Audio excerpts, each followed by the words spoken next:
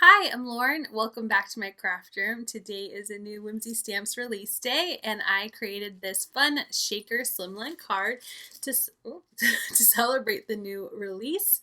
I have a fun kind of watercolor looking background, and I used this new rectangle slimline die to create a shaker.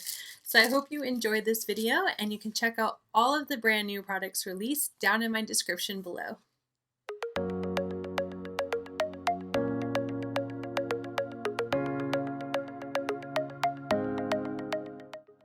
We're going to begin our card by doing our stamping. I am stamping all of the cute cactus and succulent images from the Suck It Up stamp set from Whimsy Stamps. I'm using some mixed media paper and I'm going to be embossing my images. So I use my little embossing buddy first on my paper. And I've inked up my images using my VersaFine Clair in Pinecone. I wanted them to be brown. I thought it would be a little more warmer and kind of more deserty looking since that's what I'm going for with these images.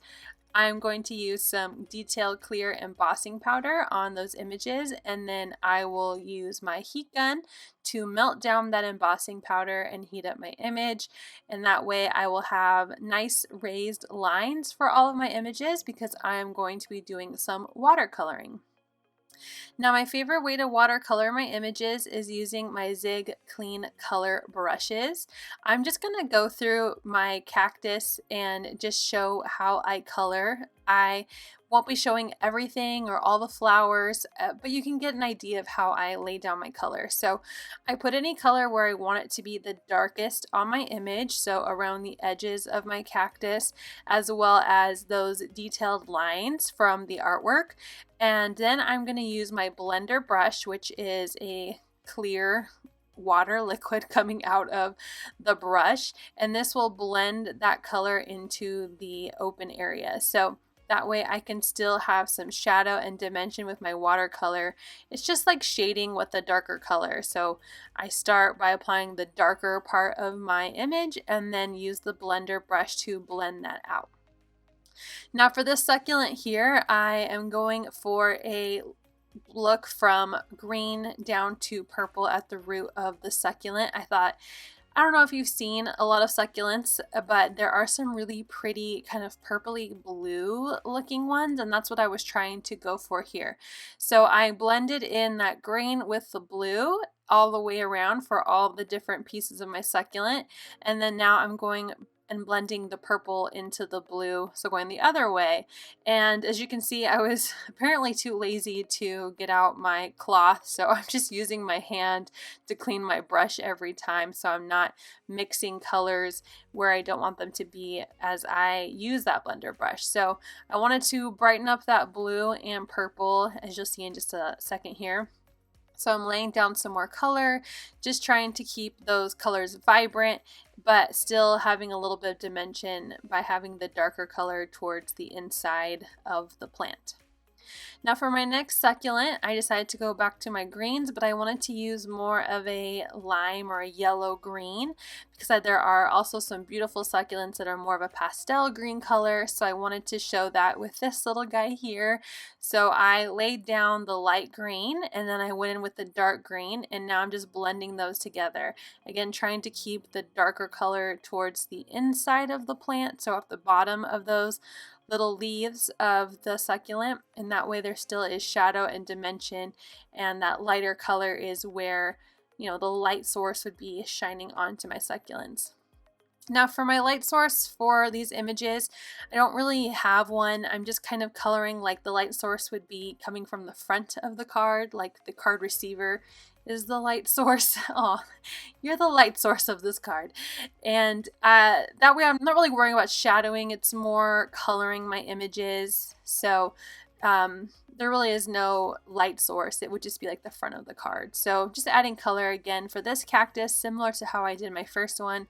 It's around the edges, and then anywhere where there's detail on my cactus, the drawing itself, so the actual artwork, I will make that darker. Now I will show how I colored in this pot. I'm using blue and white and browns, just kind of trying to have that terracotta pot look and artwork. I guess that reminds me of something you'd find in New Mexico or Arizona or something. I don't know where I'm going with my color scheme of my pots, but it's what I imagine cactus and succulents to be planted in. So that's what I'm going for with here.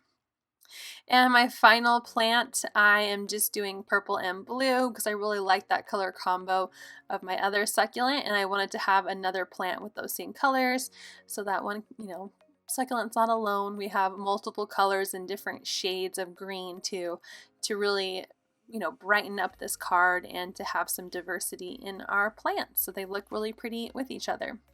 So I finished coloring all of the pots. I added red to anywhere there was hearts on the pots or the plants because it has cute little cheeks, and the flower details for my first cactus were pink and my smaller cactus were orange. Just playing around with the colors here and just having some fun. So now that they are done and dry, I fussy cut all of them out. You can use your scan and cut or whatever you use to cut out images. I just decided to fussy cut them because mixed media paper is not very thick and it was pretty easy. So now I'm using the new Slimline Connected Rectangles die, and I die cut that guy out 6 times, and I'm going to create a shaker. I also cut some clear acetate. I cut them to be just slightly larger than the inside rectangle shape of the die, so I cut 3 of them, and I'm going to use some wet glue to adhere down my first acetate sheet so it fits just inside that square or that rectangle. And I'm going to repeat that so all 3 windows have acetate. So now I'm going to add glue around the whole die, including on top of the acetate, and I'm going to sandwich those acetate pieces in with another Slimline die cut. So now I have those pieces of acetate for my shaker windows nice and sandwiched in between, and I'm going to keep repeating until all of my pieces are glued together. This will create some thickness for me to be able to put my shaker element inside. I really didn't want to try and use foam tape on this 1/8 of an inch thick die, so I thought it'd be better to do some die cutting and build upon it that way. So now I want to make sure any excess glue is not going to be super sticky for my shaker bits. So I'm just using my little embossing tool that I also use to add powder to anything sticky, and it will make it not sticky anymore. I'm taking my little Swiffer cloth and just cleaning up some of the excess powder. And now I have a bunch of sparkle blends that I'm going to blend together. Of course, I have to spill one because that would just make this card too easy if I didn't. And I'm using 3 different kinds, like I said. I've got Shamrock that I use for the greens in my shaker, April Showers to bring out some of that blue, and Grandma's Knit Sweater to bring in that orange and a little bit of red. I thought that would really tie in all the colors that we see on our cactus and succulents. And then I'm adding in some clear seed beads just from a craft store. They were super cheap in a large container just to help really with the shaking of my little shaker bit sequins in here. So now to make it easier to glue onto a card base, I have another 3 pieces of acetate trimmed to the same size as my other pieces, and I trimmed them down to be 2 1/8 by 2 5/8, so they would be just slightly larger than 2 by 2 1/2. Now that my shakers are assembled, I'm using some 1/8 of an inch thick adhesive here, and I'm lining it up over my rectangle pieces to really sandwich in those acetate pieces.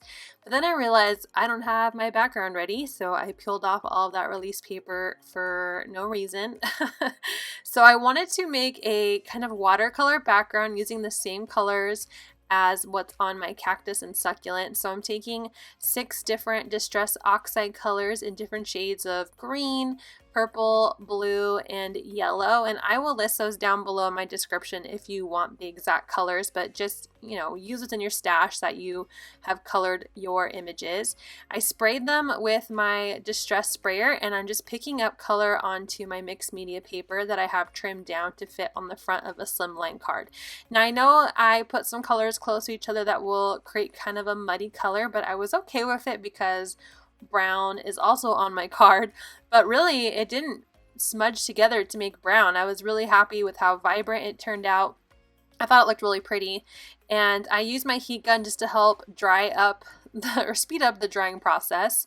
And I'm picking up color from my glass mat off camera and splattering on more of that color. And I forgot to clean my brush, so when I put on more of my kind of tealish green color, it also turned yellow. So I washed everything and then came back with the purple color and splattered the purple on with a clean brush this time to bring in some more of that purple color. So it's fine. You can't really tell when everything's laid on that there's this weird kind of brown green color, but it matches and it blends, and I like the way it turned out, so it's fine for me. So I cleaned out my station a little bit, let that dry. I used my heat gun as well to try to dry those splatters, and then I just got impatient, so I have a towel and picked up any excess water. So now I'm going to trim it down to be slightly smaller than a Slimline card. I like my cards 8.5 by 3.5, so this will be trimmed down to 8.25 by 3.25. So I'm just taking off a 1/4 inch off of 2 sides, and that way it will fit nicely onto a Slimline card and have a bit of a border of that orange peeking around the edges. So because I tortured this paper with ink and water, I'm using some double-sided adhesive tape to adhere this piece of paper to my card base. I'm just centering it on there so I can see that orange. And now we can place my shaker onto the card base.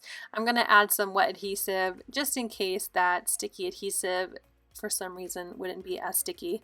And I am placing this onto my card base. Now, as you can see, this die cuts out the size of my card base, which is 3.5 by 8.5, like I said earlier. So it sits really nicely on the front of my card. So now I'm going to work on my layout of my cute little plants. They're so happy to be here. And I originally wanted to go with this look with that large cactus in the middle, but then I didn't know how my sentiment was going to fit. So I decided to place the taller cactus to the left and then just kind of every other with my colors here, do the rest of the plants. So now I'm going to use some wet glue to adhere these down. My card's already a little thick because of the different shaker pieces stacked together. So I thought just gluing these down would be good. They already look like they have dimension because they are being glued against acetate, and they really do pop up from the card base. So now for my sentiment, I wanted to use the Everything Sucks Without You sentiment from the stamp set. I'm just stamping it in some VersaFine black ink onto some white Nina cardstock, and I am going to fussy cut around. I wanted to make sure the top and bottom were straight, so I will use my little mini guillotine trimmer here to make sure those 2 sides are cut straight, but the bubble cut around the rest of it was just using my little paper snips. And I'm going to the same thing as I did with my plants, just use my wet adhesive to glue this down to my card to the top right, and that way it will balance out having a larger cactus on the left and my sentiment on the right. So here is my card. I'm going to grab out my bone folder just to help crease those edges again. But I really love how it turned out. I love the colors. I think it's bright and fun, and that watercolor print behind it, or the watercolor paper behind it, just really adds to the card. I think it turned out really fun, and I love the pops of orange and those shaker sequin bits. If you'd like to know what I used to create this card and to check out all of the new Whimsy Stamps products released today, please check my description. If you like this tutorial, I hope you'll click that like button, and if you want to see more, if you're new, I hope you'll subscribe. Thanks so much for watching and have a wonderful day.